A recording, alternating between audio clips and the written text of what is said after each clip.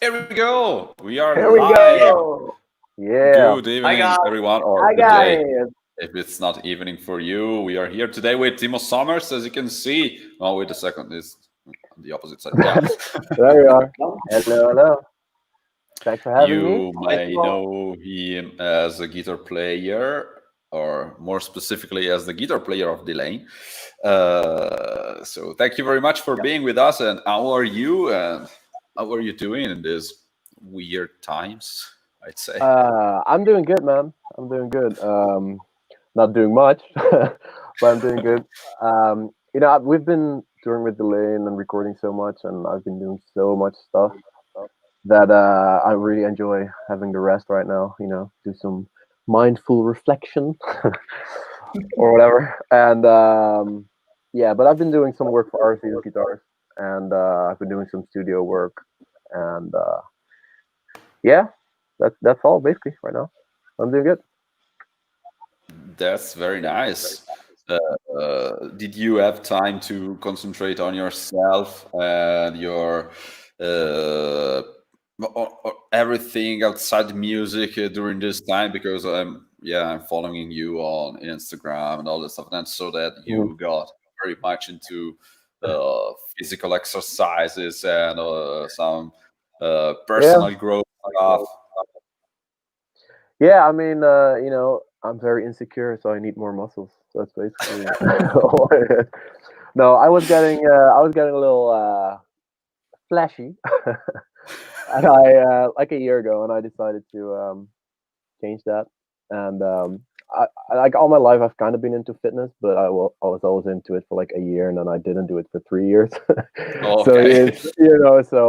but at the foundation, and I enjoy doing it. So yeah, it's been good. It's been good, man. I mean, it's also good for the mind. Like mind and body are kind of interconnected. Yeah. So and now it's nice to in this downtime to have something to focus on. Because like you can set your own goals with your physicality and stuff. And for us musicians now, it's kind of hard for me at least because there's no actual tangible goal going on. So it's cool to have something like fitness or something to set goals for yourself. Yeah, that's interesting You know. because yeah, of course, mind is part of the body as well, but that's I think that it's more important for the mind uh, right now because yes, we are doing something, but we do not have tangible objectives. We don't Hmm. know what and how it will be. So we are doing stuff, but we don't know why we are doing actually. No, it's weird, man. And I even notice like when I play like video games now, Yeah. I'm like, Yeah. but what's the point? Like, why? You know what I mean? Like, Yeah. I question everything now, and I never did Yeah. that before because I was always doing something or looking forward, and then in my downtime, I was just chilling. But now it's kind of the opposite, So it's been kind of a weird mental time, I guess. Yes. Yes. You know. But I think that I don't know if it's better this way or the old way, but for sure, at least for me, this lockdown is, or everything that comes with coronavirus and all this stuff, Hmm. just taught me that priorities in my life were a little bit messed up, at least. Right, right. Uh, I think that working too much and not spending time for yourself is something that I got rid of thanks to this pandemic, at least. Right, yeah. No, that makes sense, man. I was thinking about it today, and like for me, like when I watch my planning now, my agenda, it's like Mhm. pretty much empty. And I look at like previous months, and like I had something to do like literally every day. I had like 6 days out of the week I would work. I call it work because I enjoy it, but it was very Yeah, hard work in hindsight. But I think when you do something that much like we do with music, it kind of gets normal for you, and you kind of get into this like mode of kind of repeating the same thing over and over again. And for me now, it's like when you sit down, it's like, do I really enjoy what I have been doing, or was it autopilot? And so I Yes. think it's very refreshing, Yeah. now to get taken out of that thing and kind of see like what do I miss and what do I don't miss that I did. Like now I have stress when I have like one rehearsal on Saturday. I'm like all week I'm stressed out, you know. But before I did like fucking like 3 tours back to back, and I was like, yeah, whatever. So it's weird, man. But Yeah. You were enjoying what you were doing, but you didn't feel lucky enough, maybe. But at least for me now, when I work, I feel lucky. Of course, I yeah, love my job because okay, I work with music. I'm a musician. I'm a producer and all that stuff. But now I feel lucky when I work. yeah, exactly. Yeah, I mean that's a cool thing. Like you appreciate what you've been missing, and you can zoom out. Like even if you do what you love, when you're so in like in a loop, basically, you don't really do it because you enjoy it, but because you have to do it because you have these things planned. And that's cool for me to kind of get out of that a little bit, but not too long. Not too much. Yes, we should go in the middle. We should just at least go back and do some stuff because doing Definitely, nothing at all is kind of definitely. hard. It is. It is. It's first world problems, but it's still hard. Yep. Yes. At least you had the time to cut your hairs also, yeah? Mm. I did that a little bit before, so maybe like the universe wasn't okay with it. But yeah, I, Oh. I I I got it a day before our release show of our new album, and I didn't tell anyone. And it was a sold out show in Holland, pretty big one. And like I walked on stage, and like half of the audience was like, "Who's that guy?"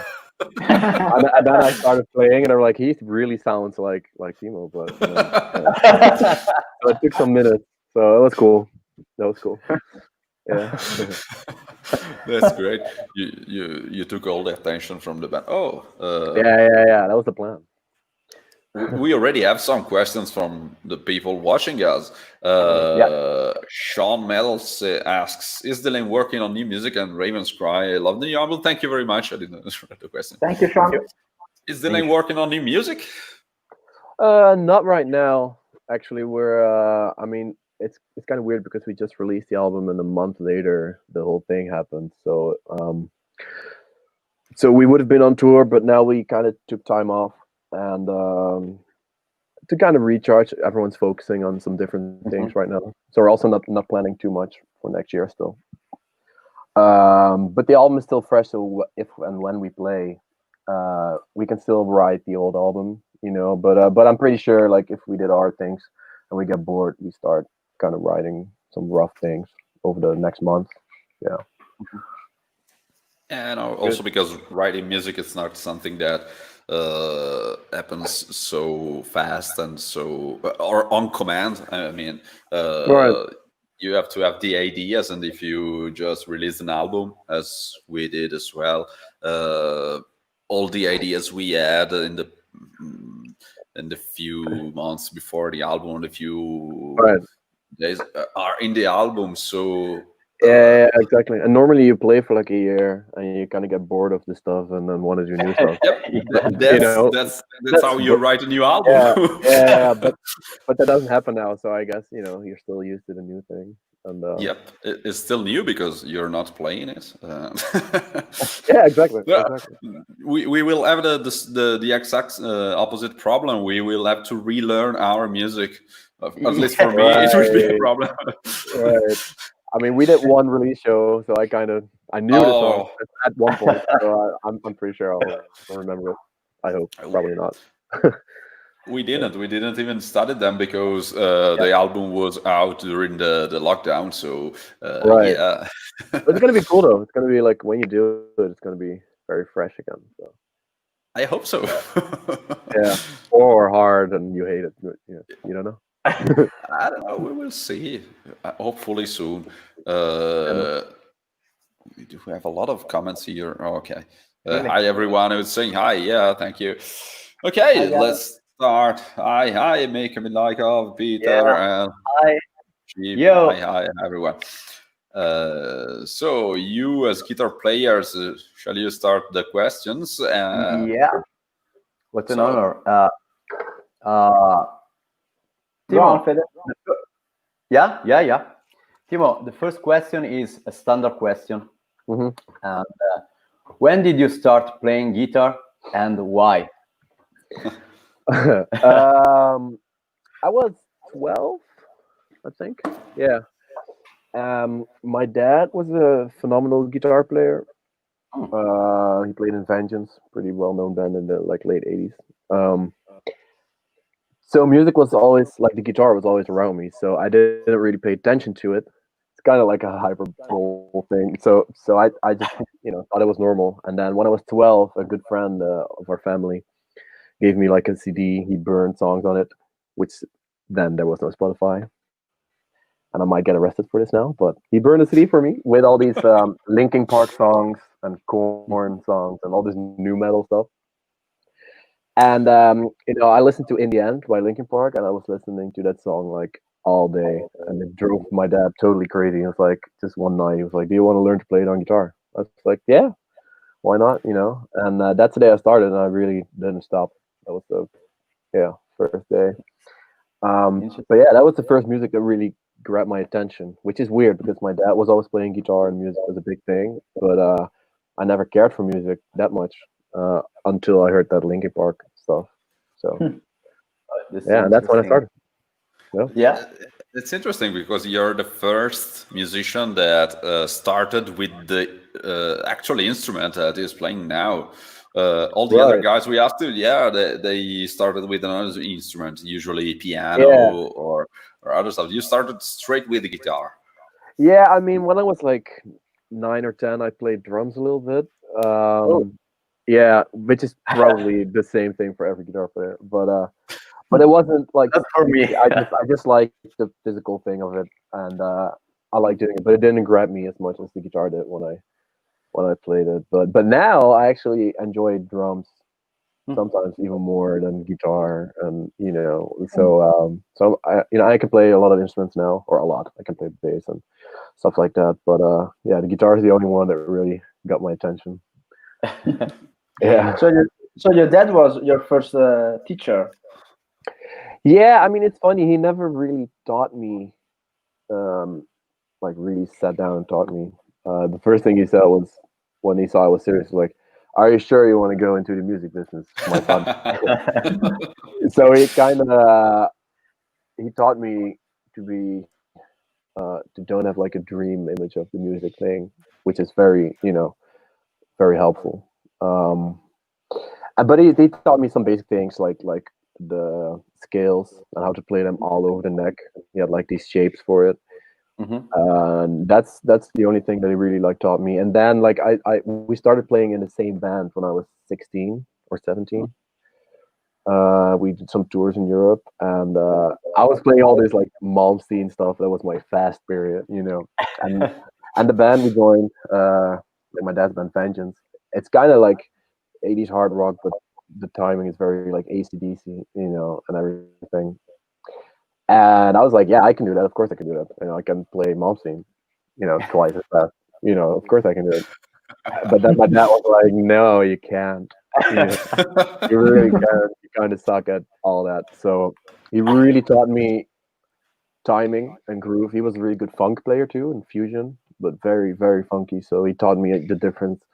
I mean, there's so much space between 0 and 1, and he, for real though, like where you place in front of the beat, behind the beat, everything. He really taught me that on a young age. Normally, you kind of go into that when you're old, but he taught me that straight away. That's a big lesson, And then he kind of guided me to like, you got to work on your feel a little bit more now because you're shredding all day. But he also knew that I was young, and that's what you do.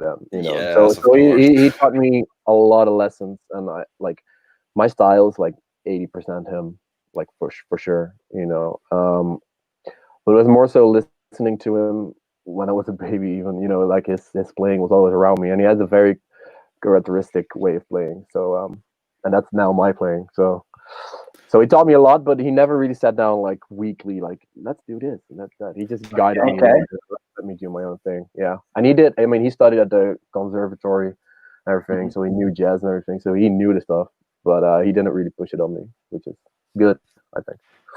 Great. Yes. Yes.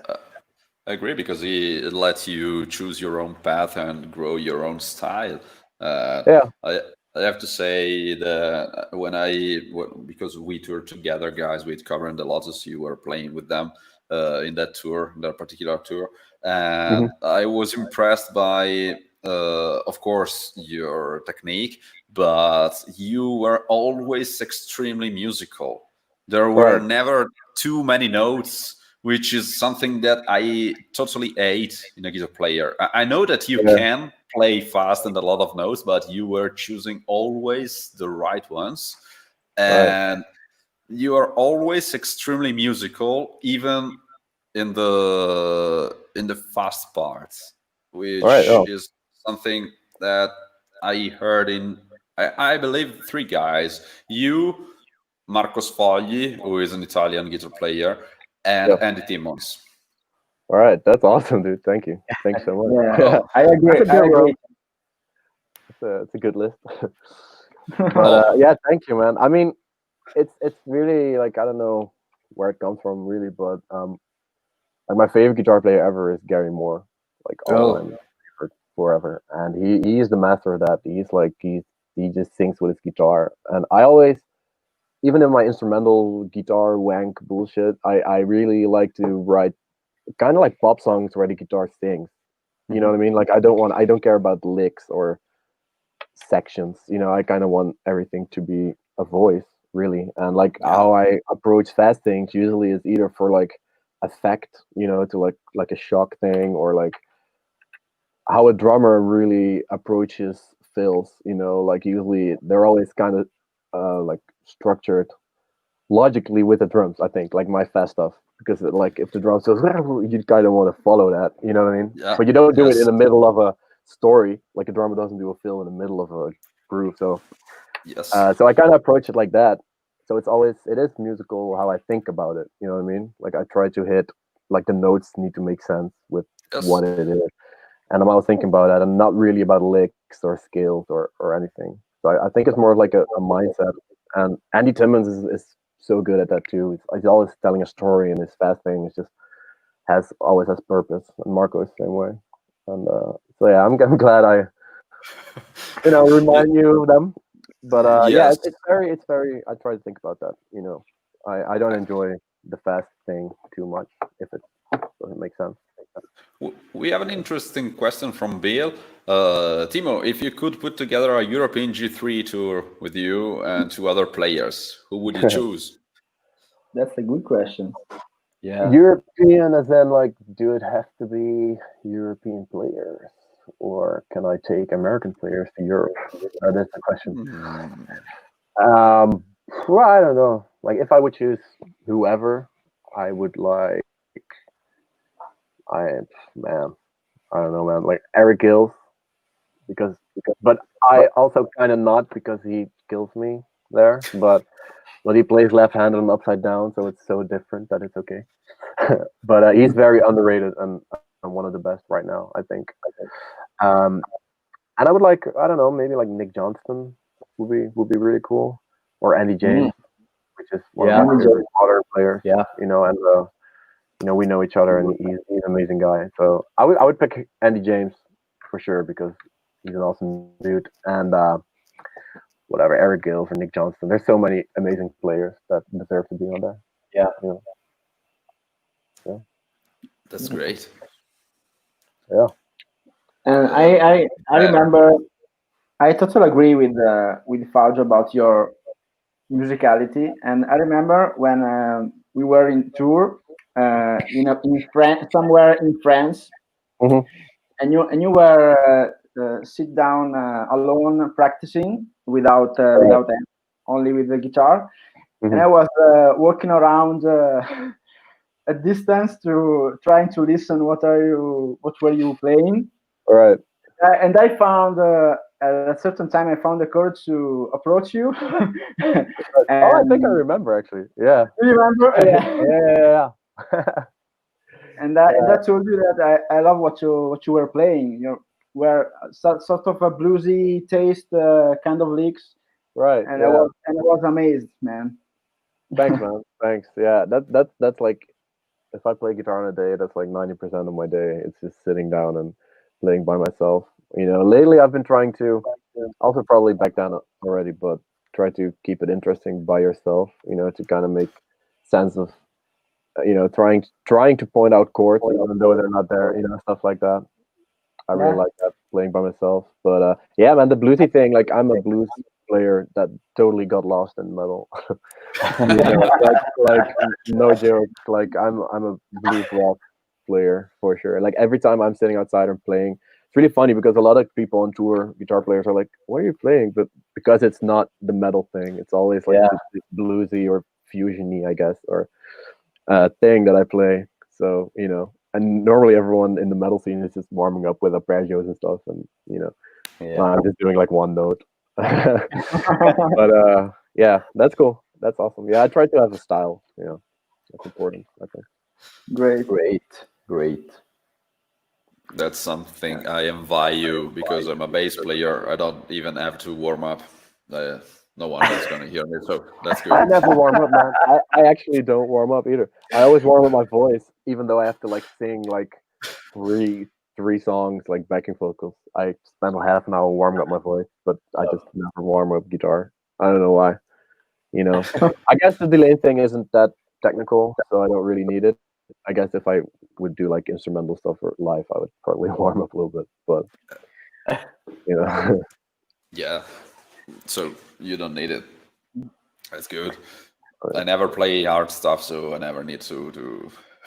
That's good. You got to make it easy for yourself, man. Yes, because I want to focus on other things like, I don't know, beers and going to bed. That's what I play. So I want to keep it simple. Good. Bill is asking, Timo, have you seen any of the Experience Hendrix shows? And if you could join that tour, would you? Yes. I haven't seen it. No, I know some players that did it. Like Michael Lee Firkins did it one day. It's amazing. It's a lot of my favorite players because they're more bluesy modern guys. So yeah, I would join it totally. But there's like so little guitar players that can play like Hendrix. Like he is like, I actually think Hendrix is underrated in that regard. Like because everyone thinks like Hendrix, yeah, whatever. It's the blues licks with a fuzz, and that's it. But he's like, no one sounds like him. Like literally no one. So I would do it, but I'll try to honor him. Yeah, it's always hard to play some like someone else. I mean, when you have your own style, trying to play with like them, it's impossible. I mean, with a lot of guys, it's easy. But there's even like Steve Vai or Satriani. They are one of my, of course they're like the best. The gods, yes. But they are not so hard to emulate somehow. But like Hendrix, that's just impossible. You know what I mean? Like even the best guys, some you can emulate, but Hendrix is just can't do it. Yeah. That's his thing. Yeah.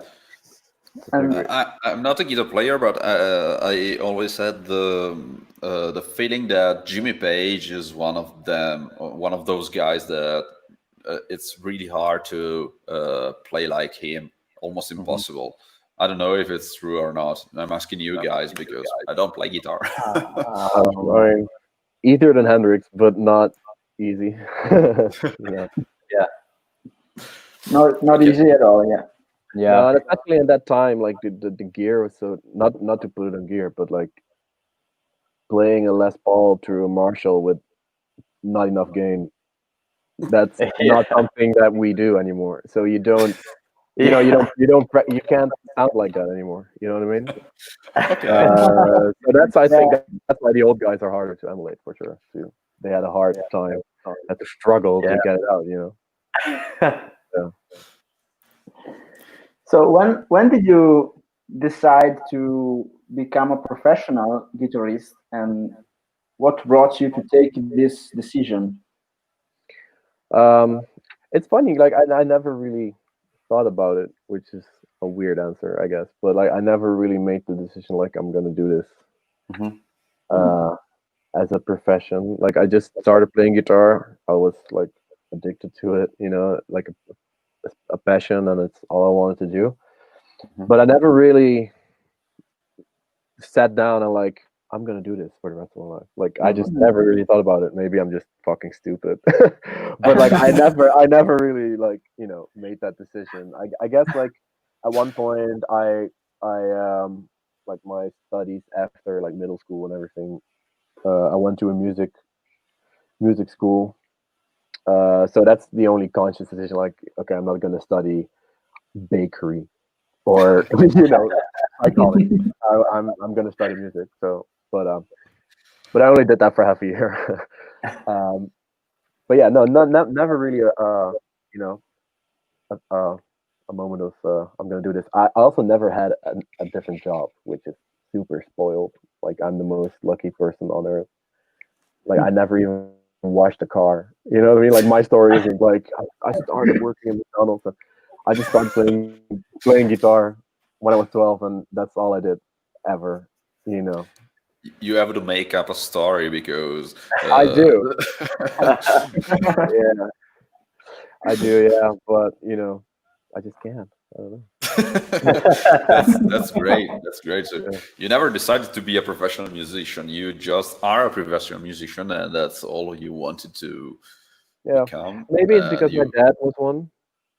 So it's like I knew that it was a profession. You know what I mean? Like for some people, like yes, going to be a guitar player is like the whole family's like, oh my god, what are you gonna do? Well, and I was just like, yeah, my dad is a professional guitar player, so what I mean, it wasn't weird, I guess. that's great. That's awesome.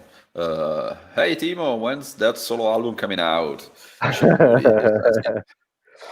Oh man, I started working on a solo album multiple years ago, and then it was almost done, and then I had a lot of tours, and then I postponed it, and then I came back, and then I thought I was better now, so I redid everything, and then the same thing happened. So I am gonna do it at one point. It's just really like I did all these studio projects, and Delain is obviously very busy, so I had a hard time finding the time for it and really sit down and do it. But I did do like 15 other albums in those years, So I don't know, but I think I'm gonna release singles because I have a lot of songs that are kind of done and just need mixing and everything, and I even have some really cool guests already. So I think I'm gonna release song by song for the instrumental stuff. Like I just released a video for The Traveler, which was a playthrough video for Rev. So I guess I'll just put that stuff on Spotify as well. Just release them one by one. Yeah, That's great. So you have your answer, cheap. there we go. The answer is no. So when's that album coming out? No. Yep.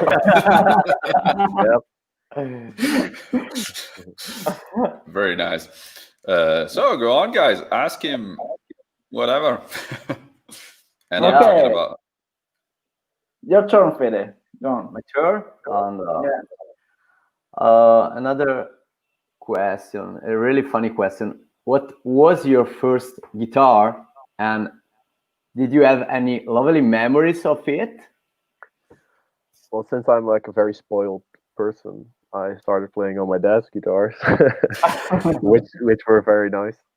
My first guitar that I played was his Patrick Agel Vienna. It's like a English builder, really cool guitar. Now the story is he traded it in for a Les Paul. That was his favorite guitar, and he passed away a few years ago. So I inherited that Les Paul. So now I kind of played it all the time before I joined Aristides. But he traded it in, and now every like month I'm checking like the Dutch eBay to see if it shows up somewhere. Just because I kind of want to buy it back. But yeah, and then the second one was a original 63 Strat that I still have. It's right there. Yeah, that's the yeah. I once walked into a music store with my dad, and I was like this 13-year-old punk playing Linkin Park songs in drop D, and this guy at the counter started talking to my dad, and he's like, "Yeah, he started playing guitar." He's like, "Oh, what guitar does he play now?" He's like, "Oh, 63 Strat." And, and he just left the store and was like done. So That's not what you'd expect. I know. My first own guitar was like an Ibanez K7, the Korn signature one. So I played 7-string pretty early, like after a year of playing. Cool. Curious, yeah. Yeah, mine was a Behringer from a starter pack, by the way. So I'm sorry for you. you were lucky. No problem. Yeah, I was lucky in that way, but it's also cool if you like start on really shitty guitars and gradually get better once when you get better. I see the charm in that as well. But yeah, I was just spoiled. Okay, good. So let's go on with the next question, guys. Yeah. Let's see if there is something that doesn't have as an answer that Timo was spoiled. Yeah, I mean, Which we will make it. No. Which are the albums and the bands that have influenced you the most during your musical growth? You cannot say that you were spoiled on this one. I mean, I was so spoiled. My mom worked at a CD store. No, oh, come on! I'm kidding.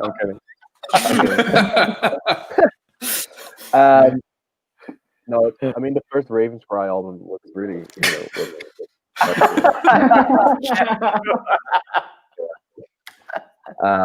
seriously though, Barry White.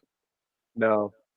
So the new metal thing in the beginning for sure, like Linkin Park, Korn, and Limp Bizkit, and I still love it a lot. Like, I still use it when I produce or write songs. I still sometimes gravitate towards those grooves or chord changes and vibe, And then when I started playing like more lead guitar stuff, I got into Satriani really quickly, and he was the guy that kind of showed me that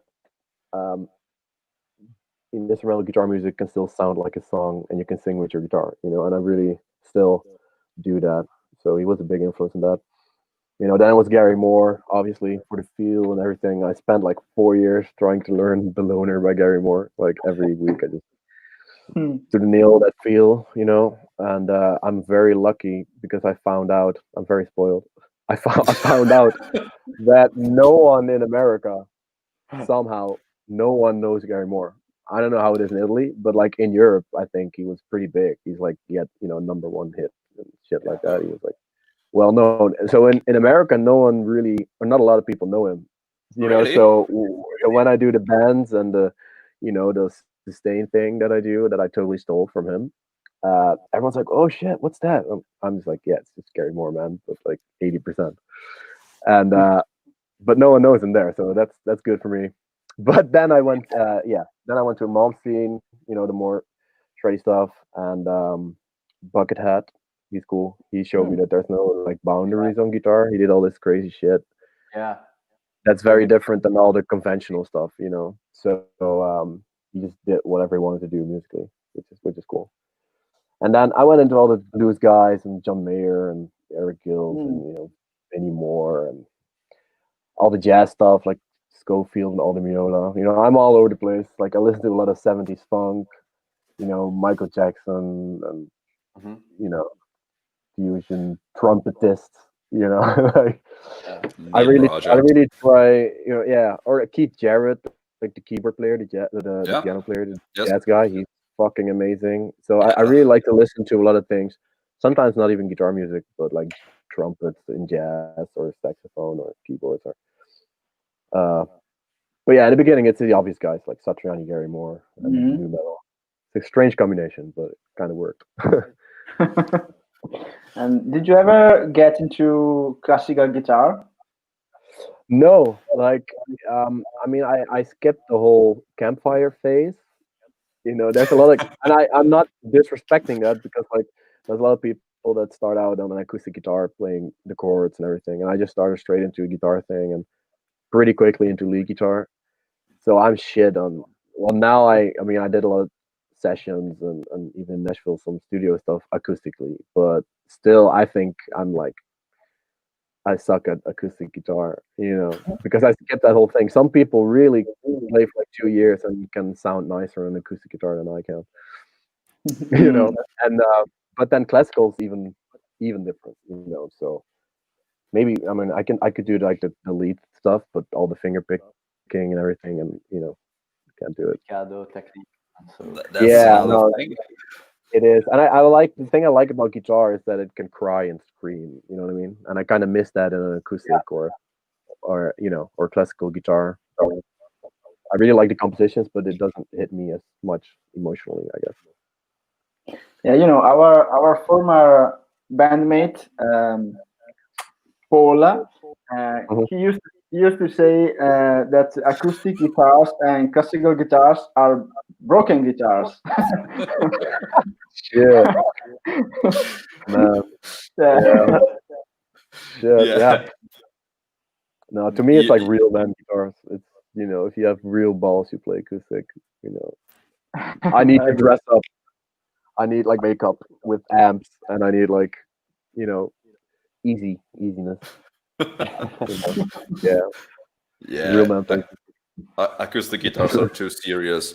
We don't like them. Yeah. Yeah. No, we want to sound like a toy.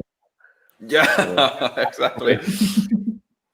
I think we had a question from Bill again that Mauro ignored. Okay. Timo, when you write a song, do you write lyrics first or the music? And do you think visually when you write as well? I really hate writing lyrics, so that's always last for me. I guess I'm too much of a guitar player. Like I don't like to talk about things too much. I just want to express myself through guitar. Usually, not like today where I give 10-minute answers on very short questions. Normally I do that with a guitar, but yeah, I always start with music first. And I'm not that. I don't think visual too much, but I do think I don't know. It's hard to explain. In story, I guess. I kind of try to make it into a what do I want to say kind of thing. So I guess it's more literal, even though I don't write lyrics. I don't know. You're literal with music, yeah. I am, yeah, and it doesn't make sense at all. But no, I try to tell a story with music, and then usually when I write, because I often write songs for vocals, and even if I don't sing it myself, like the singer will sing it, and but it's always like I just babble some words. It's not even English. It's just noises, And I have this whole song, and it's very seriously recorded with just like nonsense, and like backing vocals that say the same bullshit, and then afterwards I try to find words that fit, But I am next year probably I'm gonna work on a lot more stuff that I sing, and I mean if I really do an album with me singing, I do want to tell stories. So I'll think a bit more. But when I write songs for others or produce or whatever, it's just I don't really care about it. Yeah, I get you. I love instrumentals. To be honest, I don't like vocals at all. And when I write songs, I never think about vocals. But it's a problem when you're working for someone else, especially. Yeah, I mean, it kind of depends. Like when I write now, like if I write for Delain, for example, I really pay attention to that. There's gonna be vocals, in all the arrangements, everything, like frequency wise, and I don't want to fill up too much for the vocals. And sometimes I write vocals on my guitar, like I play them as a lead, and then try to figure out melodies like that. But yeah, I do love instrumental music too. But I really like pop structure, so that's why I like the Satriani stuff, for example, or guys like Andy James. They write pop songs, but they sing with their guitar, and that's what I like in instrumentals. I don't like the jammy stuff unless it's like jazz or fusion, because then that's obviously what you want to hear. But I do like the song. Yeah, I agree. I really like the pop structure. It's more direct, and it's what I don't know. I think that there are also studies about this, but I think that it's what the human mind is expecting from music. That kind of movement inside the Yeah, songs. I mean, So people the like structure. repetition Yep. psychologically, Yes. so, and you want to predict it, and you want to, I guess you don't have to pay attention too much if you expect what you're gonna hear. You know what I mean? But to me, Yes. it's always been weird. There's so many guys in our scene, but more so the progressive scene. That's like when they hear a pop song on the radio, they're like, "That's so fucking easy to do." Or like a DJ, like an EDM song, they're like, "It's so easy to make." I'm like, "It's so easy to make 20 riffs, put them after each other, solo on it, and call it Yes. progressive music, and not think about songwriting or whatever." Like some of the pop songs, like even Chris Brown or whatever, it's like sometimes I hear it, I'm like, "That's brilliant!" Like how it's structured and the melodies and the chords and and I really hate the whole progressive scene thinking that's Yeah. easy because Yes. it's Every really time. hard. Yes, every time a guy from the progressive scene or someone talking shit about pop music or something like that who says to me, "Oh, that's easy," I always reply saying, "If it's easy, why don't you do that? Just do it." But Oh it's not shit! I that love easy. you guys. Uh, you Am I can you back? hear us? I am back. Yes, you are Yes. back. Yeah. I would Good. say that when someone of those guys tell me that that's easy, Right. I always say them, why don't you do that if that's easy? Yeah. Exactly. Exactly. It's Yep. not easy at all. Totally. Actually, I find No, it's not. fascinating that they are using very few elements and they are combining them in many different ways, and you can Mhm. just recognize the song even with those few elements. Yeah. Yeah. Yeah. Yeah. Yeah. There's certain like intros that are like 1 second and everyone's losing their mind. Yes. And I've been in songwriting sessions also for some pop stuff and EDM stuff, and it's so much more focused on details and but even theory, like they know all. I spent last February I was in Nashville for songwriting sessions for 3 weeks, and like one of the highest, and they're just songwriters. They're not even like top of the bill musicians. They're actually just songwriters, but they think about songs so like every detail, every chord, every thing is thought out so much, and yeah, like I say, it's really hard to do that. Yes, So I extremely enjoy it way hard more. actually. If it Yeah, seems easy, it probably is extremely hard yeah, because yeah, you have to go through every details because you have very few things and they has to yeah, be perfect. yeah. And there's a lot of progressive bands or metal, maybe even in general, that are like I had writing sessions, and this is putting some riffs after each other, especially when there's like like screams or grunts, because you don't even really need to pay attention too much melodically, and chord wise. That you just sometimes, I'm not dissing it, but sometimes stay in one key for like 4 minutes playing riffs and call it a song, and it's cool. I like it, but it's not harder, Yeah, No, not at all. Also, if you go with I don't know very complicated sections, rhythmic sections, and all this stuff, it's yeah, complicated to play, not yeah. to write down because No, it's exactly, just it's that if you are exactly. going if you're sticking I don't know for odd time signatures you are Yeah, forced to play in that way, but if you yeah, only have I don't know four chords and you have yep, to go through an entire discography, good yeah, luck with man. that. that's Yeah, yeah, that's extremely yeah, hard. and even That's playing the wise, like yeah, like I said, the between 0 and 1 thing. If you play simple stuff, like for example AC/DC, everyone's like, "Oh, that's so easy." Like, there's no one that can play like AC/DC, that can play Yes. rhythm guitar like AC/DC. Like, no one that I know and that ever said that's easy can play it. And for example, like Meshuggah, a band that's one of my favorite metal bands, but it's hard to come up with the style they did. That's extremely hard, but to play it isn't that hard because you can practice it. And of course they are like otherworldly tight, so that's of course very hard, but I think the feel of a band like AC/DC, that's so much harder to nail. You know. It's almost impossible. They Yeah. are, yeah. Like Bill I says, think, like a superstar yeah, athlete, they make what they do look easy. Yeah, but yes, exactly. Michael Jordan made basketball look easy, but he was the only one that could do what he did. that's Yes, Yeah. right. That's the point. Yeah, that's true. That's the whole thing that comes with practice. You know, I was a tennis Yeah. player when I was younger, and I saw like Roger Federer in real life, just and his like warming up. That's what most impressed me. You know, like the easiness that they did it with. You know, the match was cool, but the warm up blew my mind because I was like, they were just like doing whatever and just hitting all these balls like amazingly. And I guess the same with music. Yeah. the guy above me was a tennis player as well. Oh yeah. Yeah, Yeah. yeah, man. All right, next time we're gonna play, man. We can Of be course, yeah. Very, yeah. you have to prepare yourself because I am very strong. I know, but I got lighter and stronger. So you know, I trained for this time. Back, first time we met, I knew this, and now it's time. 2020 is the time we're gonna play the match. Yeah, man. Yeah, Yeah. my backhand was is killer, man. So Yeah, one-handed or two-handed? one no, two-handed.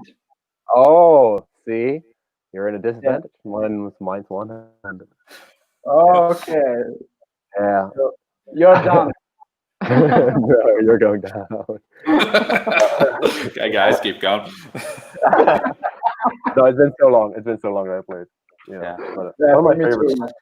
one of my favorite sports. It looks like a guitar. I mean, that's it.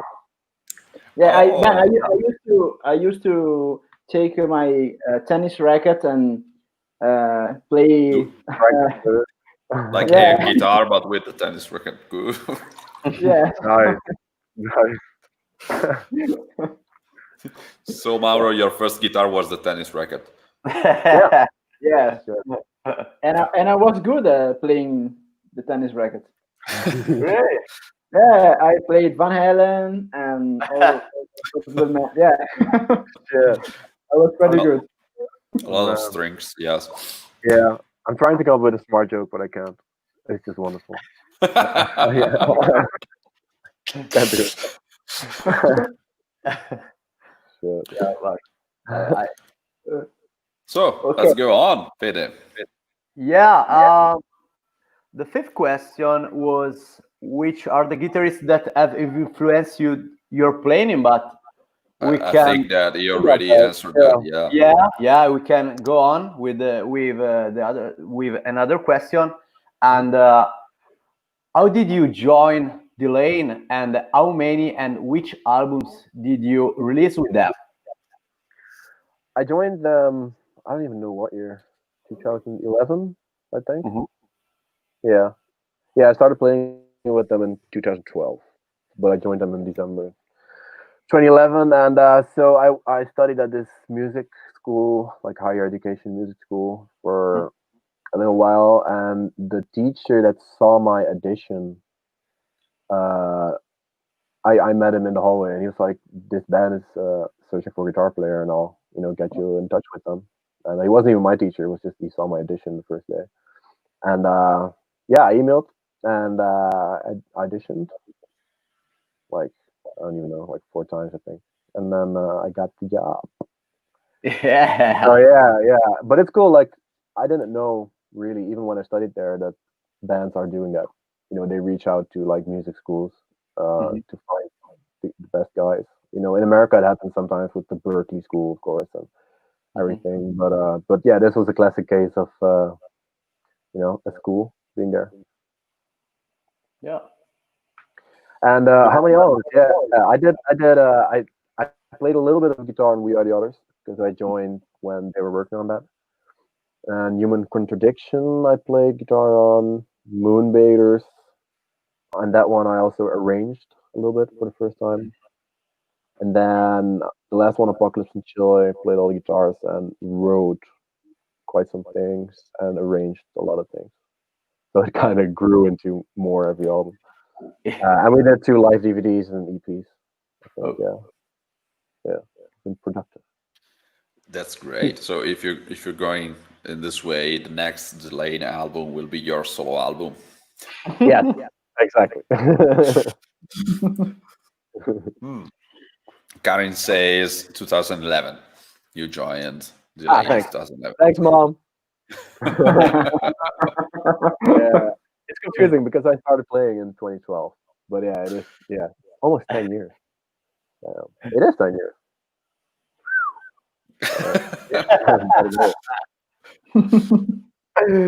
Yeah, well, So Delain latest album, Apocalypse and Chill, was released on February 2020.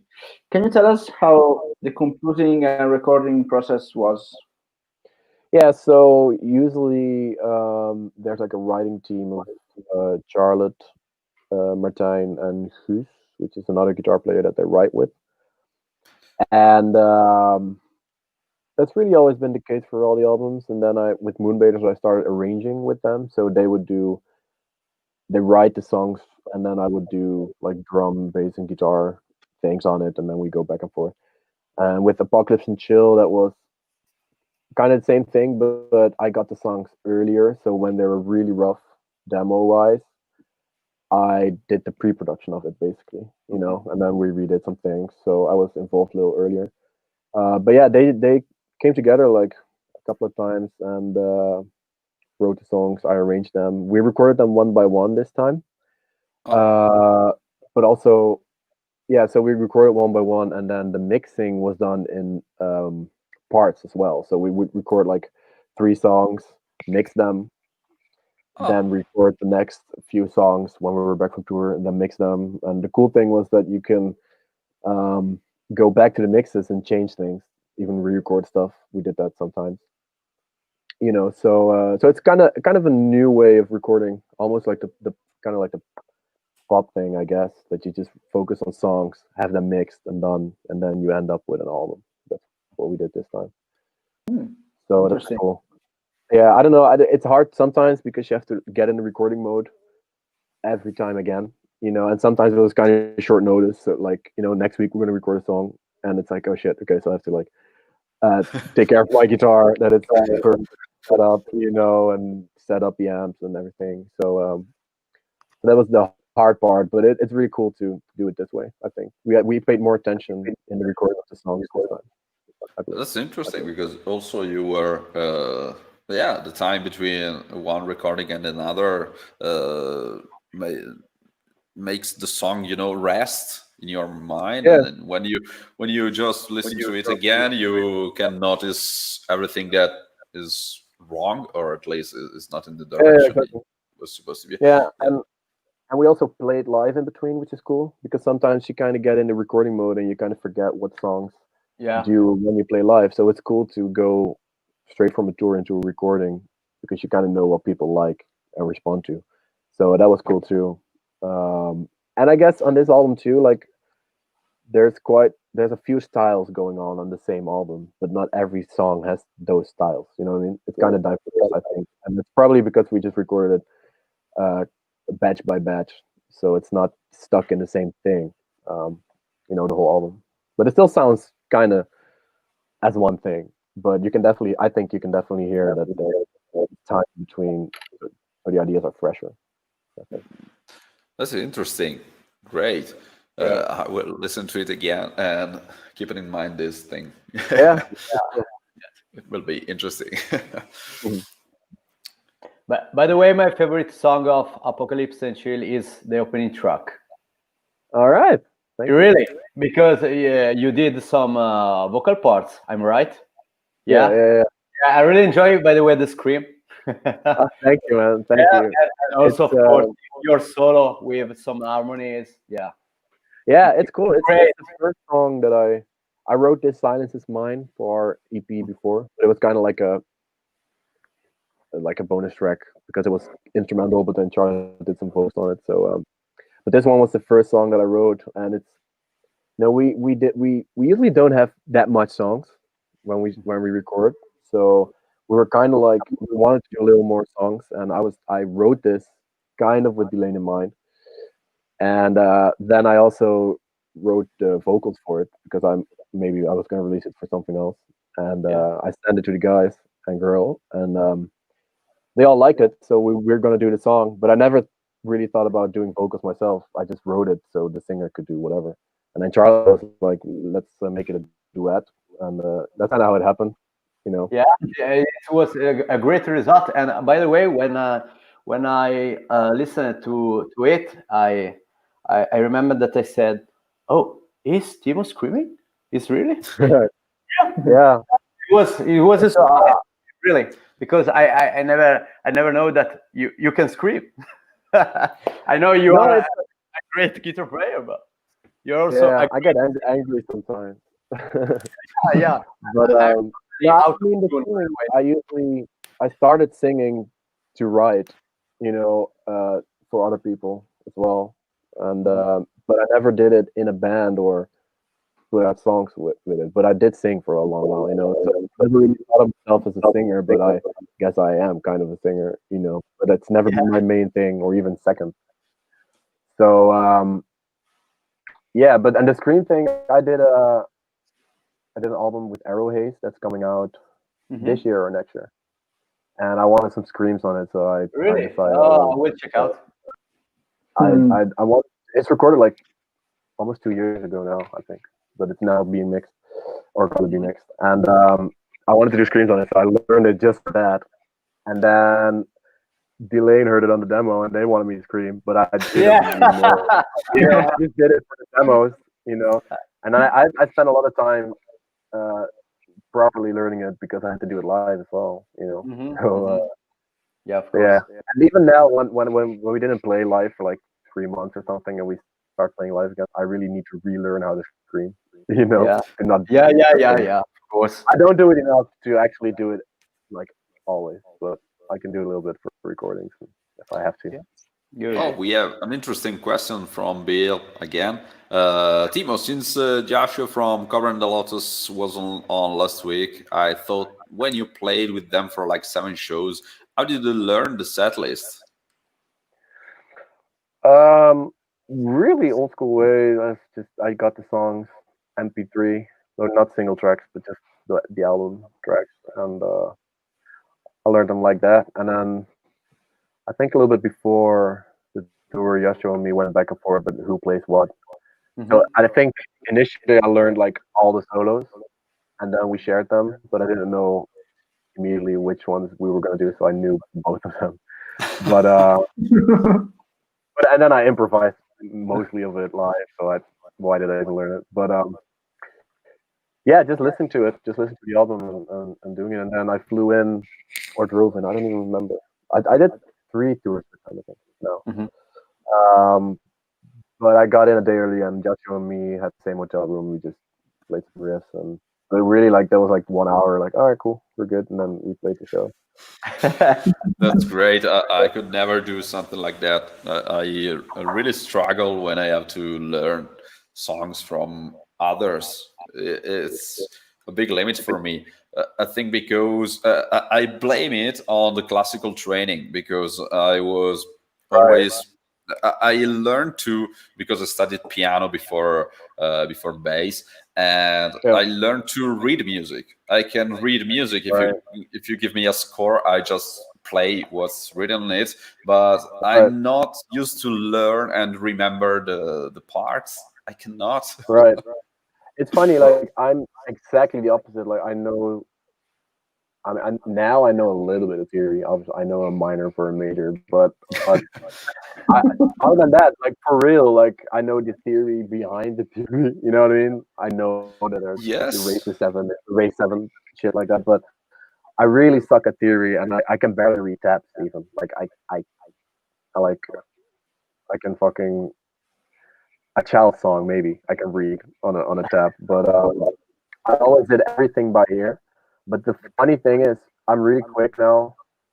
Also improvising, but also like when you put on a song, I can probably when the song ends, I can play a lot of it, which is cool. But I'm always kind of jealous of guys that can read it from a chart or by chords or just read it, and I did this one show with an orchestra, and I played this Vivaldi thing on guitar, and I went to the rehearsals, and everyone had their sheet music and stuff, and I obviously can't read it, so they were like, "Where's your sheet music?" I'm like, "Oh, I left it at home today," So, and we did the rehearsal, and I literally wanted to say to them, like, "I'm so jealous that you guys can just don't really have to practice it, but just read it and then play it."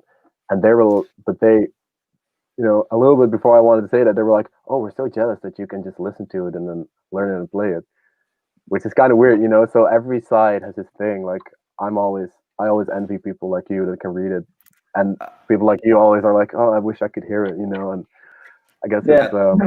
I it's envy good. people like you, actually. Yeah, but then when you have to like maybe communicate sometimes, like when I play with more jazz guys or whatever, I can play with them and I can solo on their stuff, and I kind of sound like I know what I'm doing. But when you have to communicate and go like, make that F sharp A sus4, I'm just like, what?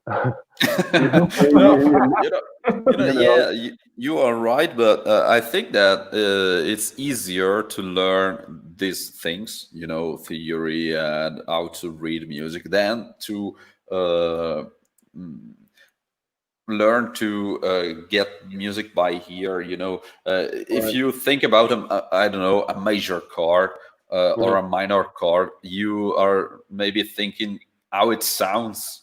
Right. And yeah, and I'm thinking how it's done, and it's not Right. musical. Well, I'm learning now by experience and everything else. Of course, I can recognize chords and all this stuff, but it's not. I struggled learning it because it's more something like you have to be a natural to do that. It's not. It's not easy to learn it.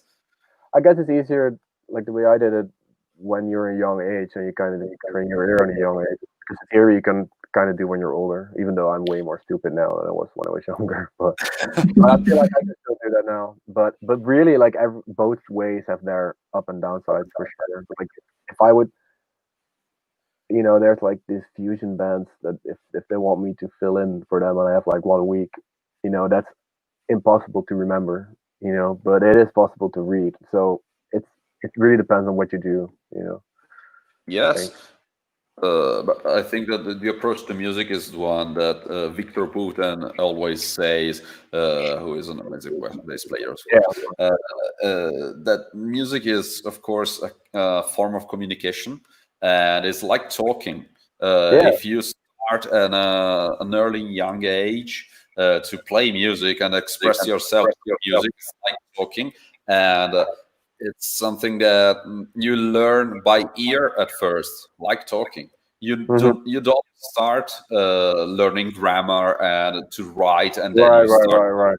I see. It's the exact opposite, and that's why I think that classical training in music is basically wrong, or at least for me it was wrong, because for the first 3 years of studies I didn't even play a note, a single note. It was just all about theory and reading music and all that stuff, the history of music and all that stuff. I wanted to play, Yeah. I mean, having a combination of both is ideal, I think. But the Victor Ruda thing is very interesting because that's a good point, because it is a language, I would say. So it makes sense. You don't start the fucking grammar when you're Yeah. We have a question from Bill. When you do the shows with Baron and Pierre, do you improve those? Improvise, I think. Yeah, I suppose, yes. So I did some shows with Baron Courbois, which is the bass player for Blind Guardian, but also is one of my best friends and amazing jazz fusion funk bass player. He's kind of the same like me. Like he plays all this jazz and weird stuff, and he's in a metal band that's fairly successful. So we're kind of lost. but I played with him and his dad is like a 70-year-old, very famous in Holland jazz drummer. And he's really old school. He played with Coltrane and mind blowing. And we do this improvised fusion shows. So most of it is improvised. We have like 3 or 4 themes so it's not structured like songs, but we have this like melody that we play at the same time, kind of like a lot of jazz, and then all the in between sections are yeah, it's a lot of fun to do that for sure. I cannot read his or her name, but he or she is asking, can you please elaborate more on songwriting? You just let your hands do whichever comes, brainstorm some earlier decided ideas, or try to put some real world experience into music? It's I don't know. It's kind of like a combination of everything. Like sometimes I have this. I just want to play, and I start playing, and then when I play something I like, I kind of start writing something with it. I would lay it down.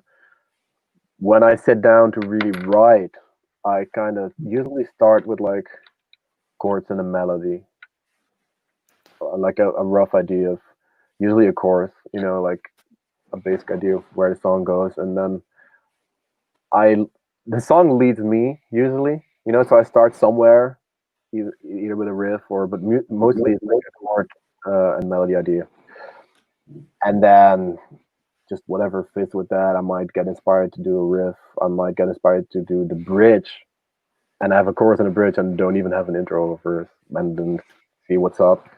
Sometimes I'm literally just sitting on the couch and I get this like melody idea, but that is rare. Like some people have it all the time, like they hear music in their head and they record it. I have that sometimes. I mean, if you check out "This Sign Is Mine" by Delain, I actually wrote that down on my notes on my phone while sitting on the couch. I was like, I want to do a riff like that, and then do a tappy arpeggio thing like that, and then go to that kind of thing. And I wrote it down like that before I even started it, which is kind of the only time I did that. So, but it's kind of organic. But I don't really sit down and start writing, and I don't really think about theory. But I, start somewhere and go with it, and then try to find chords that are interesting and don't stay in the same key all the time. Stuff like that. I kind of try to think about that early on, and yeah, that's it. That's good. That's good. Mm. The first Dutch bands are starting up live concerts again, like Navarone playing in Nijmegen. I don't know. I would for Right. 100 people. Is that an idea for Delain so fans can see you live again? We're not planning anything currently. I mean, if stuff opens up and we can do our usual show, maybe we'll think about it. But we're not planning anything right now. I'm working with another band called Royal Flush, and we're rehearsing. So we might play with that as soon as it opens up. But yeah, Delain's kind of on the lowdown right now. Yeah, I don't know over there how it is, but here in Italy, we can do live shows with very few people and all this stuff. And the costs of doing live shows would not be covered with. Yeah, So exactly. that's the main issue here, because when you see a concert, it's not like you can you don't pay also only the musicians. There are a lot of people working behind the stage that has to be paid, of course, and for 100 people it would cost too much to them. The ticket would be crazy high to have a live show. So we are just waiting and see what will happen next year.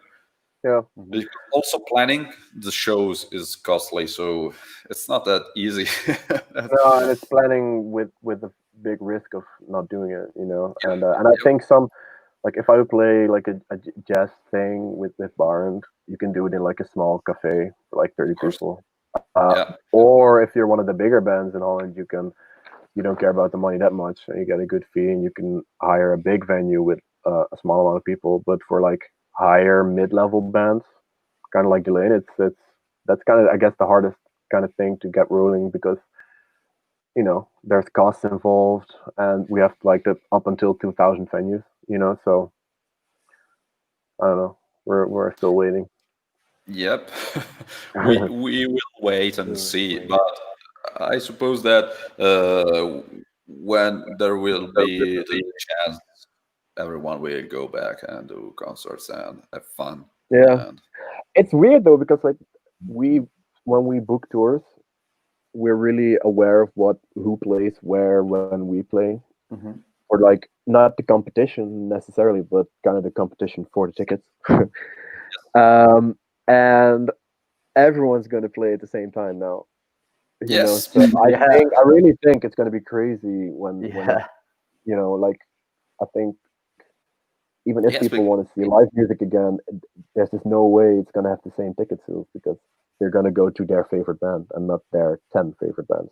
So we'll see how that goes. Yeah. they will have to choose. We'll see. Yeah.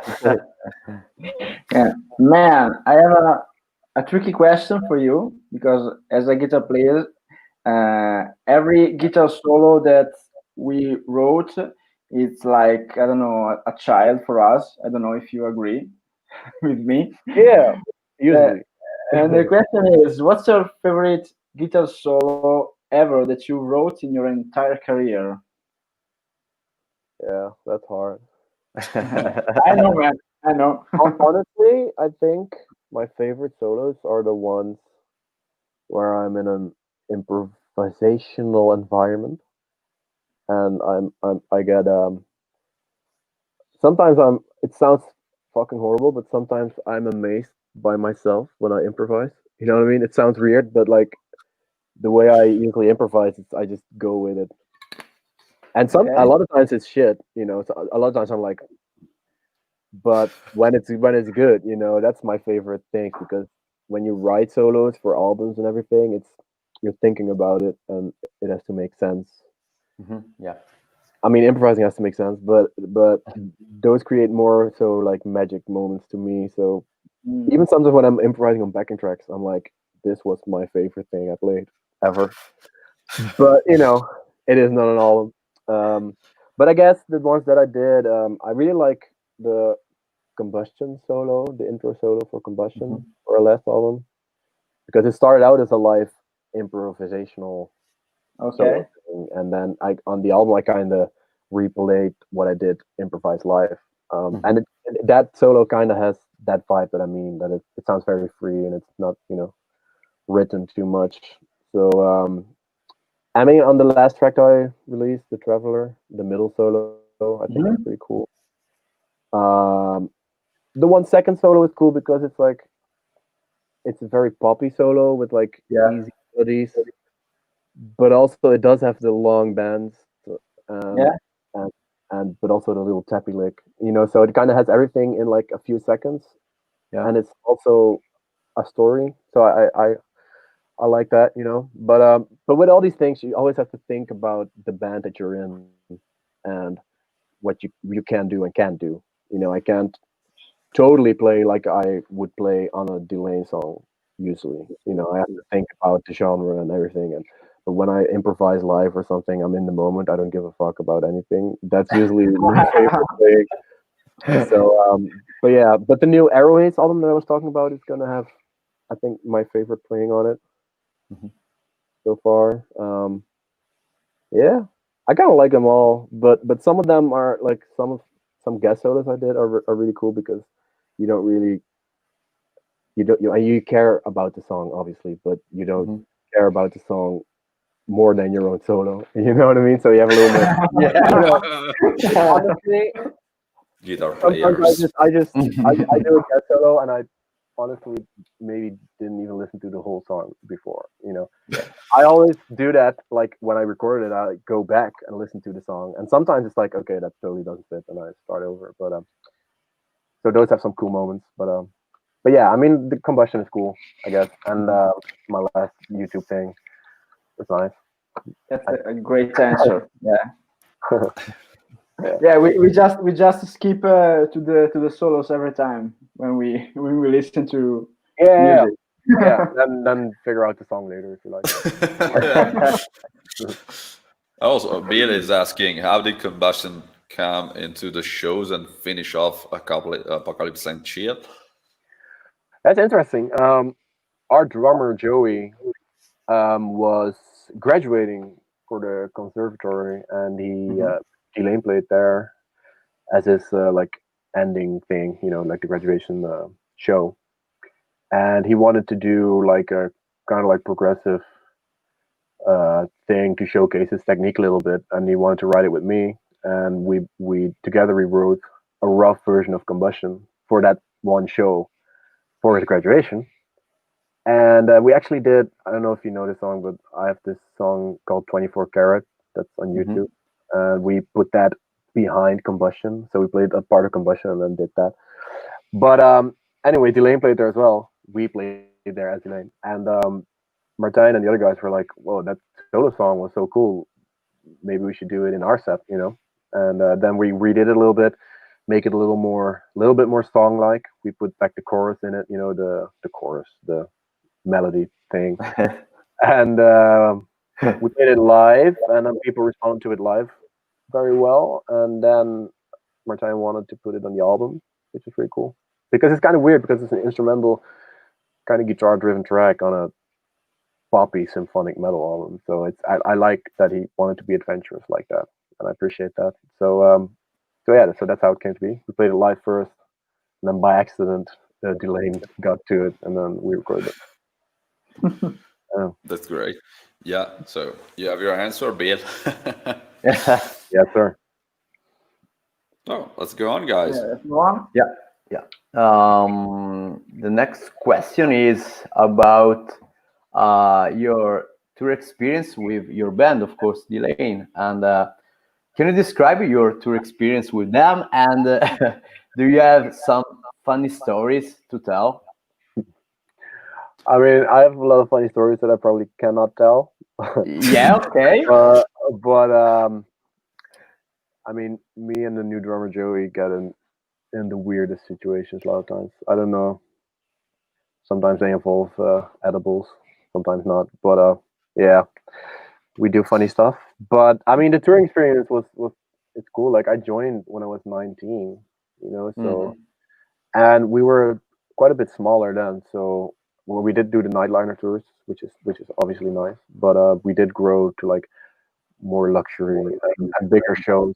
So I like that I was involved in that thing. So that also made touring different, kind of like every other year, because circumstances changed, and it's cool. But I mean, we don't do that much crazy stuff. Like we're not a big party band.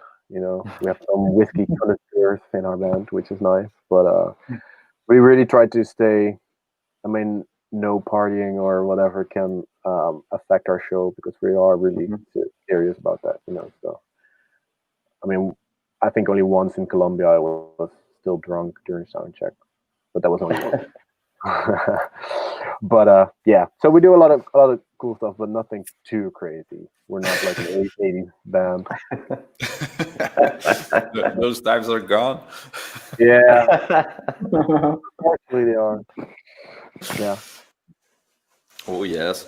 Or some funny stories about the stage.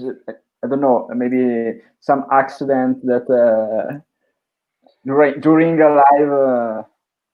I mean, we did. The first time I played Wacken open air on the main stage sucked because I had no like zero sound, and the intro we had to begin, and the intro was running, and during the intro was when my amps started working, but I didn't check anything, so that was kind of stressful. Some things like that. I mean, we did the 70,000 tons of metal cruise, and I think we did it like 4 times now. And I think the second time we played indoors, and middle of the set, my guitar signal was gone, and it sounded like the battery dying. And I was playing an active guitar, so I switched to a passive guitar. I was like, okay. It was okay for like 30 seconds, and then it happened again.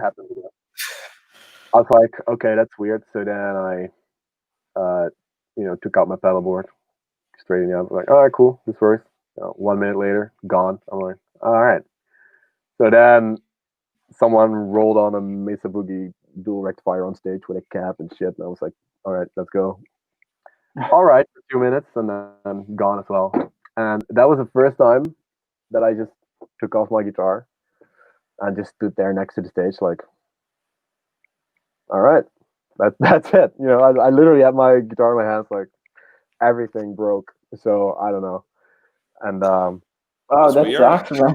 and I, Really weird. yeah, I think the last song I it got it back in and out and whatever. But it was very frustrating. And the funny thing is, the day before I played on this all-star jam that they do on the boat, which is like all the artists jam with. And I was doing this Motorhead song with Christina Scabia from Lacuna Coil. Yeah. Oh, And I had a few drinks, and I was wearing this big. Charlotte brought me her big white winter coat, even though it was a cruise in the Caribbean.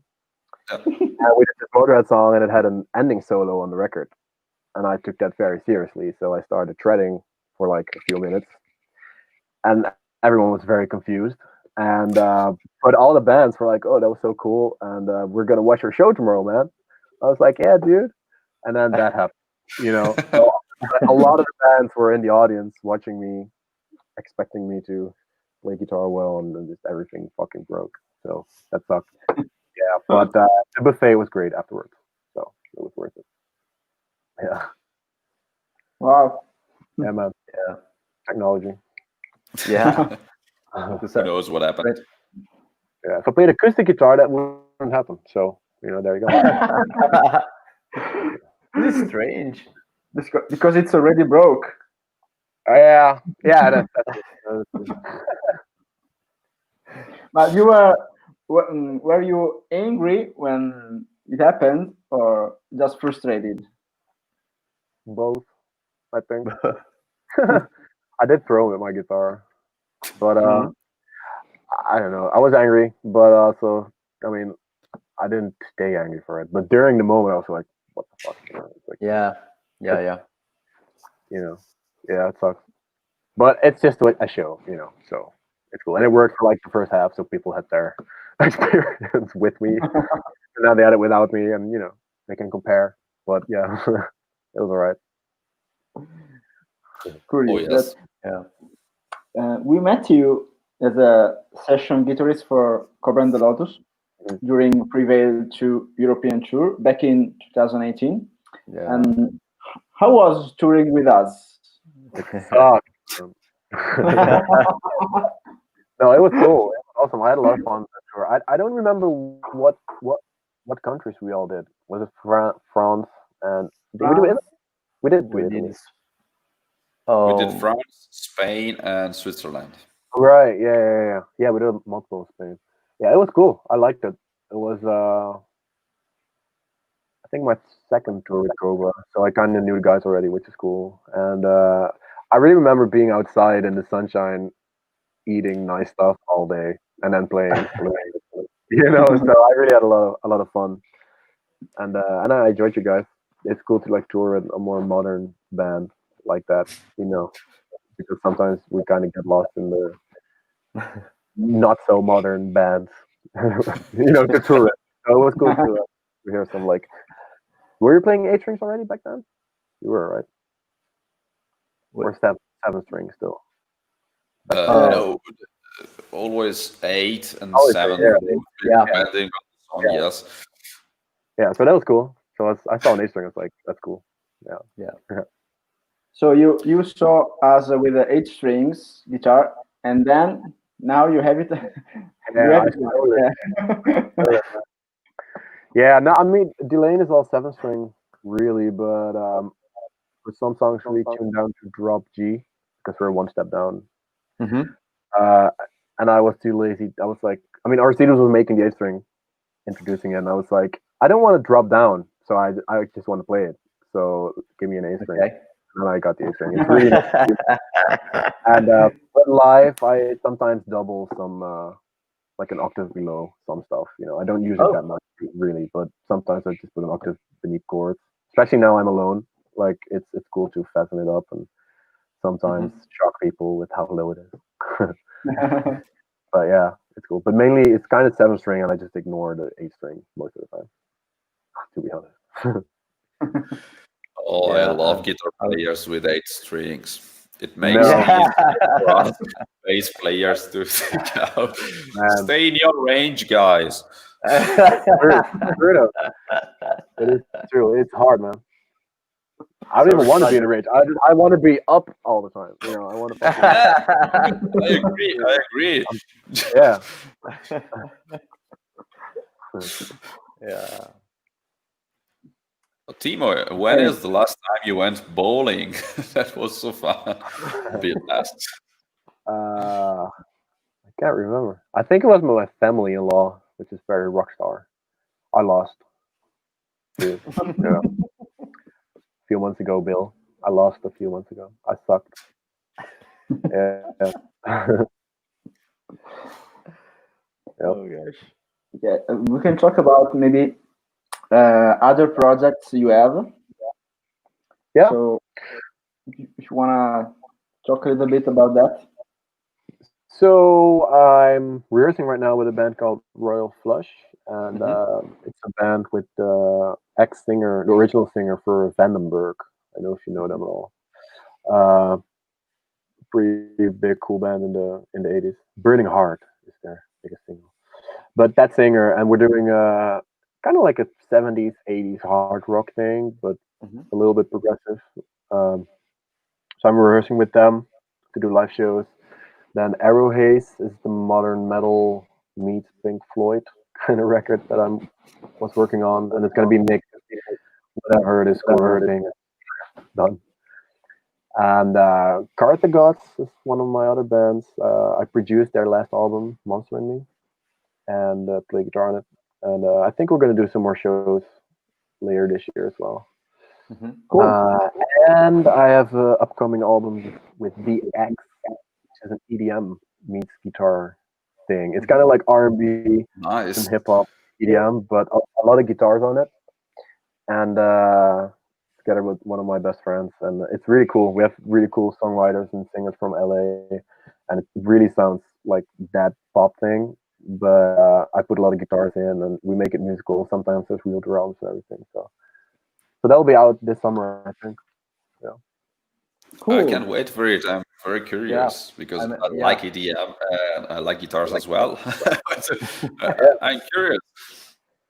Yeah, man, it's cool. I try to keep it interesting and focus on the, it's kind of a cool songwriting, but also like smart guitar playing. Like you don't really hear it, but then there's all these things going on, but it's not annoying. Like I want this 17-year-old girl on a bicycle hearing the song and like, oh, that's cool. But then later she figures out there's all this guitar on it. That's great. That's I want to hear it. Yeah, it's she will be liking guitar and she wouldn't even convert know. her into a exactly. And it's psychology. I'm just really psychologist these days. Karen says, Courbois, SOMERS, Courbois, you've forgotten. Sorry, Mom. Yeah, that's the jazz trio that I do with Bart. Okay. We don't have anything planned right now, but I'm pretty sure we'll do something. Yeah. I didn't forget about it. Very cool. That's great. That's great. A lot of stuff, actually. Yeah. Yeah, it's cool. I recorded all that stuff like last year, so it's kind of cool that a lot of stuff is coming out this year. Yeah. Yep. So it's already ready. Yep. I got bored of it, but now I forgot about it, and now it's cool again. So that's great. I'm excited. So all the upside of this pandemic. That's great. Yeah, man. Yeah. Nice. Yeah. Let's go on, guys. Yeah, we have another question, I think. And which are your hobbies and interests beside music? I like playing video games. Yeah, really? Which kind of? Which? I'm not telling you. No, I am telling No, you. come on. I mean, all different kinds. I like RPGs a lot. Yeah, really? I like all kinds of things. Mainly RPGs. FPS? Yeah. Oh, I'm doing some Call of Duty sometimes. I'm Yeah, playing I'm a huge Borderlands fan. on Twitch right now, which is cool. Yeah, I'm a huge fan of Halo, by the way. Right. Yeah. I played the first one, I think, on PC. But I'm a PlayStation guy since a few years. Oh, gosh. I'm a Xbox guy, by the way. So Yeah, it's cool. maybe I will Yeah. turn to PS5. I don't Yeah. know. It's gonna be cool. I used to Yeah, play a it's lot pretty cool. on the computer RPGs, but which RPGs are you into, Timo? Obviously, The Witcher was really cool. Mhm.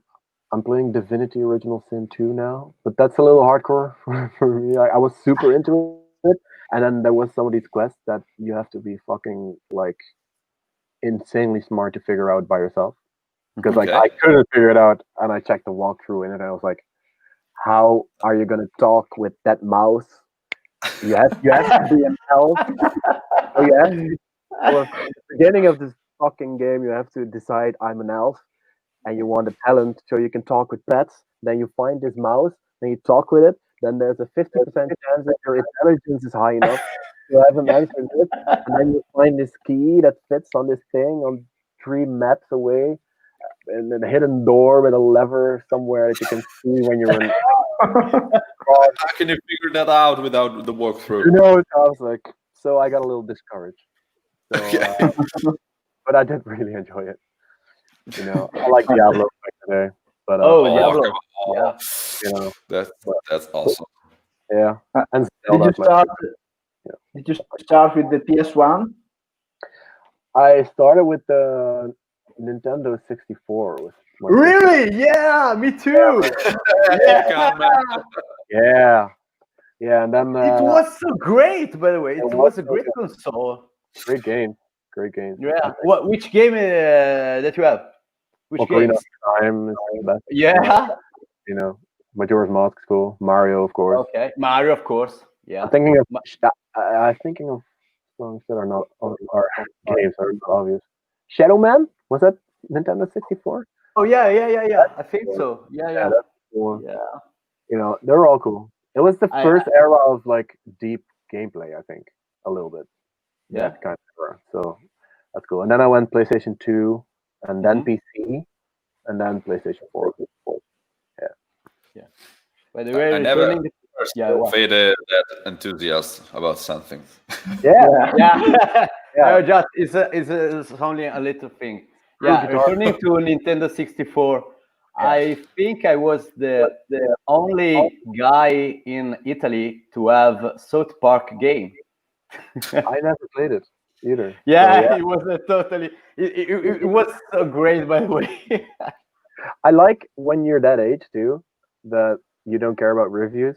So some of my favorite games out of Yeah. that time kind of suck. Like they have like a 64 review score, but they were my favorite games.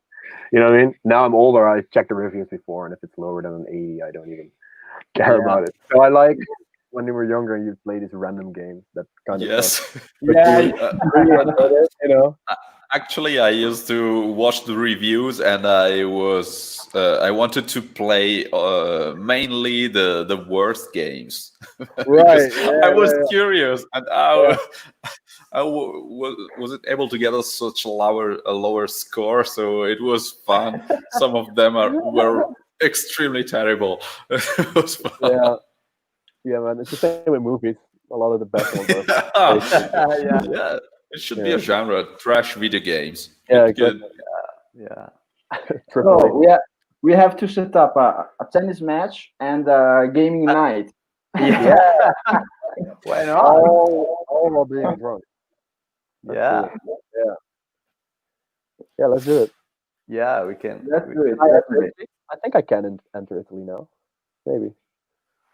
I'll be there next year. That's cool. I will participate only in the video game one because I suck at Alright. sports in general. You can be the ball boy. We can, guys. We can do a Guitar Hero tournament. By the way, Sorry? Guitar Hero. Yeah, Oh, I totally sucks on that. me that. too. Yeah. Never played it. I can do this. No, man. It's not like playing guitar. No. It's Yeah, the you have opposite. to push The opposite. some buttons. Yeah. Like for real, like they simplify some stuff too. So it's like Yeah, triples, sure. and then it's not fucking triples on the thing, you know. Or Yeah, like, tiny, like I just remember that my parents give me the version with the touch bar to do some Right. tap things, no? Yeah. But it's not the same. No, I man. just fuck up. No, it's way harder than guitar, I think. Yeah.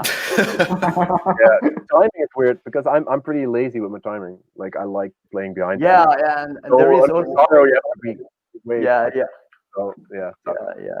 I'm really jealous about some guys that play on Guitar Hero and they do thousands of notes and they. When I get it, it's impossible. Yeah. Yeah. They I mean, do think about the Final Flames. They do. Right. Yeah.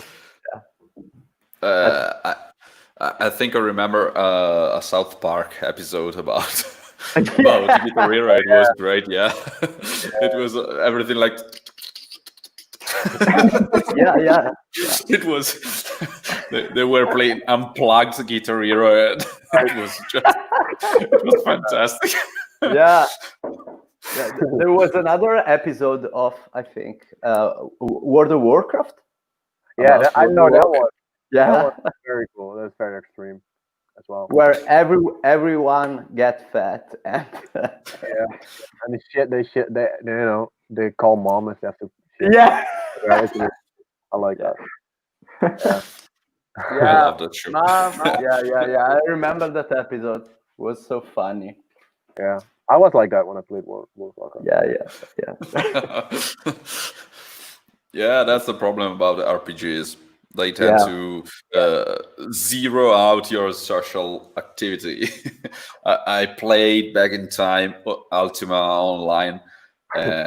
It was great, but I used to play 23 hours a day and get no sleep. It was not good. Yeah, So, it's really when you get to the age where you figure out. Yeah, I have. That there's no goal in life. Yep. I know when you stop playing, Yeah. you know. I had the same problem with Monster Hunter. Right. Do you know Monster? Yeah. I'm serious. I played a quest and no more quests, and I play with a friend of mine back in the days, and maybe I'm serious 26 hours. Right, in one session. Yeah, no. Sorry, I'm wrong. I do different quests. Okay. Yeah, and I played 26 hours. But in a row, you mean? Yeah. 26 hours Thank you, without stopping. Yeah. Without Crazy. sleep. Yeah, it was really crazy. I was totally addicted then. Yeah. For that. Yeah, It was it's strange. But the weird thing is when you look back at it, it was cool. It had no point. But somehow I enjoyed thinking back to those moments where I grinded and took 24 chickens to this random dude and he gave me a horn. Somehow it's cool. But I do notice when I got older, it's harder for me to grind for real. Like, I read a book a few months ago for the first time again, and I was like, oh, this is kind of what I like in video games. I kind of really only like the story these days. You know what I mean? But it's so cool, definitely. Yeah. Oh yes, I agree. Okay, guys. So it's 1 hour and 38 minutes of live. That's good. I think we should call it alive. We usually ask to our guests to give a final speech to everyone. So if you want, you have the opportunity to do that. Timo. People. Man, thank you for having me. And it's nice to kind of see people in these times. I kind of miss being social, even though I'm not very social. So I like doing these kind of things. So thank you, and keep being busy and positive during these times. Try to think about things. I'm trying to think about things, and it's not always easy, but it's very nice in these times to think about things. And enjoy life. that's all right. Fine for me. Great. Thank you very much. It Thank you, was an Timo. honor for us to have you as a guest, of course. You are a very inspiring person. And yeah, so thank you very much again. Stay safe and see you soon. Thanks, Timo. Cheers, man. Thanks, Bye. Timo. Bye. Thanks. Bye.